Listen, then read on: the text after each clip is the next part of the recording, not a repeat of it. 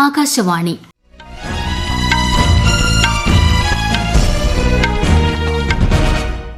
നമസ്കാരം. വാർത്തകൾ വായിക്കുന്നത് ജോസ്ന.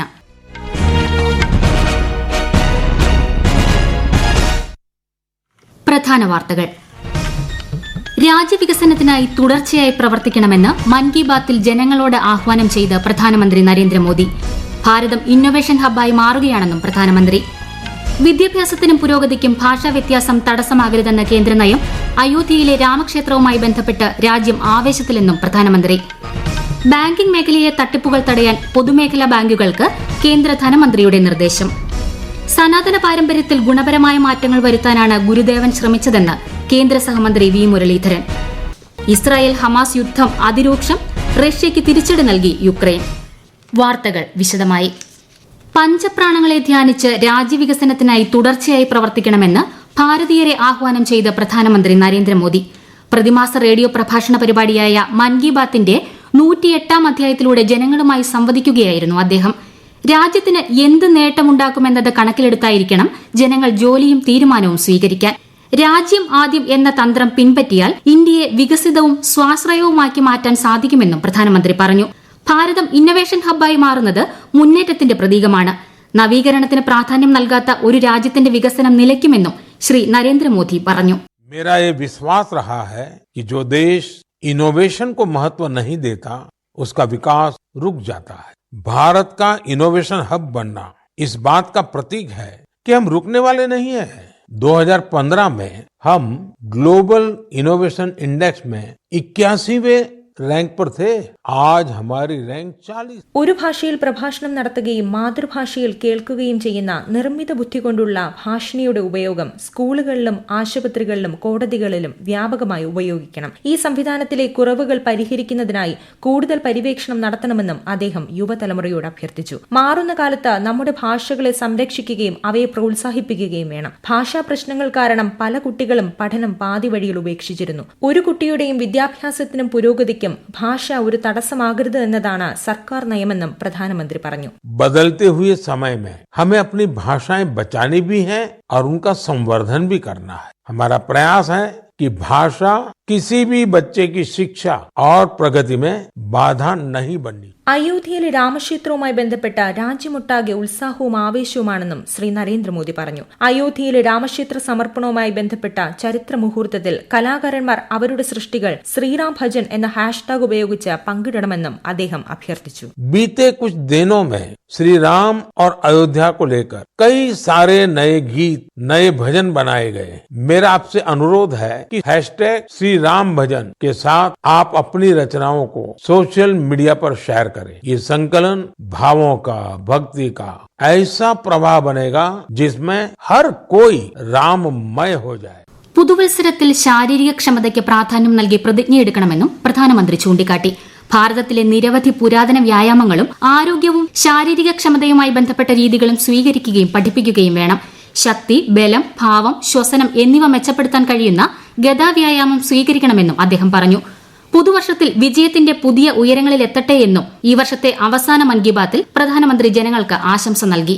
പൊതുമേഖലാ ബാങ്കുകൾ, സുരക്ഷാ ഏജൻസികൾ, റെഗുലേറ്ററി ബോഡികൾ, സാങ്കേതിക വിദഗ്ധർ എന്നിവർ തമ്മിലുള്ള സഹകരണം അത്യന്താപേക്ഷിതമാണെന്ന് കേന്ദ്ര ധനകാര്യമന്ത്രി നിർമ്മല സീതാരാമൻ ഇന്നലെ ന്യൂഡൽഹിയിൽ പൊതുമേഖലാ ബാങ്കുകളുമായുള്ള അവലോകന യോഗത്തെ അഭിസംബോധന ചെയ്യുകയായിരുന്നു അവർ.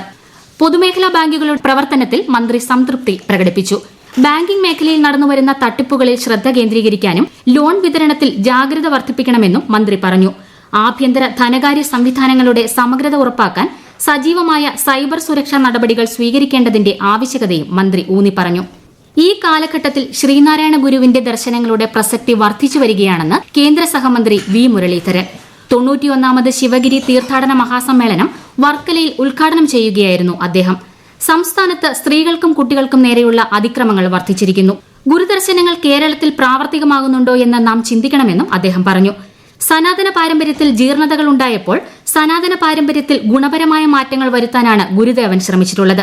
ഗുരുദേവ ദർശനങ്ങളെ മറന്നുകൊണ്ട് ഭാരതീയ തത്വചിന്തയെ അവഹേളിക്കാനും സനാതനധർമ്മ പാരമ്പര്യത്തെ അപമാനിക്കാനും ചിലർ ശ്രമിക്കുന്നതായും ശ്രീ വി മുരളീധരൻ പറഞ്ഞു. ഉത്തരേന്ത്യൻ സംസ്ഥാനങ്ങളിൽ വരും ദിവസങ്ങളിൽ കനത്ത മൂടൽമഞ്ഞിന് സാധ്യതയെന്ന് കേന്ദ്ര കാലാവസ്ഥാ വകുപ്പ്. പഞ്ചാബ്, ഹരിയാന, ചണ്ഡീഗഡ്, ഉത്തർപ്രദേശിന്റെ കിഴക്കൻ ഭാഗങ്ങൾ തുടങ്ങിയ പ്രദേശങ്ങളിലാണ് നാളെ വരെ കനത്ത മൂടൽമഞ്ഞിന് സാധ്യതയുള്ളത്. മൂടൽമഞ്ഞ് രാജ്യതലസ്ഥാനത്തും ജനജീവിതത്തെ ബാധിച്ചു. ട്രെയിനുകളും വൈകിയോടുന്നു. ഡൽഹിയിലെ മലിനീകരണ തോതും വർദ്ധിച്ചു. ഇന്ന് രാവിലെ 425-നും 431-നും ഇടയിലാണ് വിവിധ കേന്ദ്രങ്ങളിൽ രേഖപ്പെടുത്തിയ സൂചിക. ഈ വാർത്തകൾ ആകാശവാണിയിൽ നിന്ന്.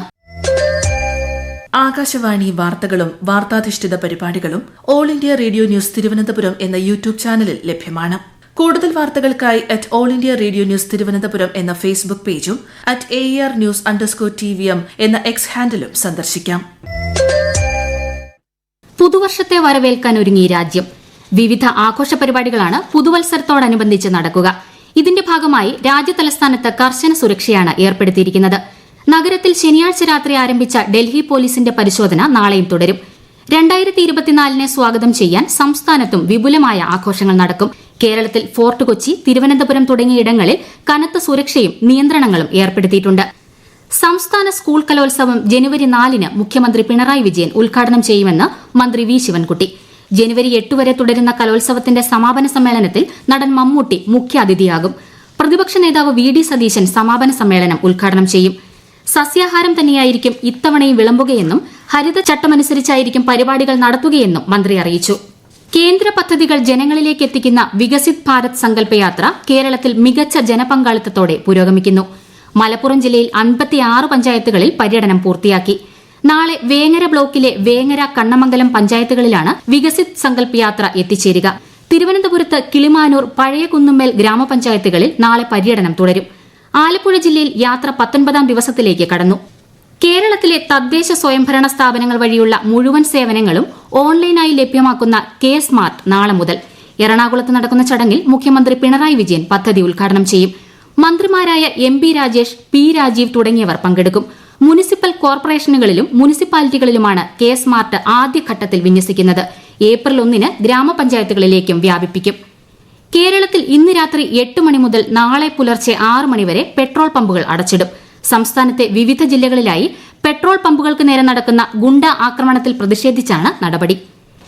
മഹാരാഷ്ട്രയിലെ ഛത്രപതി സംഭാജി നഗറിലെ ഹാൻഗ്ലാസ് നിർമ്മാണ കമ്പനിയിലെ വൻ തീപിടുത്തത്തിൽ 6 പേർ മരിച്ചു. ഇന്ന് പുലർച്ചെയാണ് സംഭവം. തീയണയ്ക്കുന്ന ജോലി അവസാന ഘട്ടത്തിലെത്തി.